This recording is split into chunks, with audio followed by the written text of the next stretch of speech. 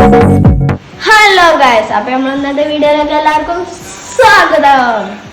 ഞാൻ നിങ്ങളെ ഷെയർ ചെയ്യാൻ പോകുന്നത് ഇന്ത്യയിലെ ഏറ്റവും കൂടുതൽ ആളുകൾ വാങ്ങുന്ന ഹൈബ്രിഡ് കാറുകളെ കുറിച്ചാണ്.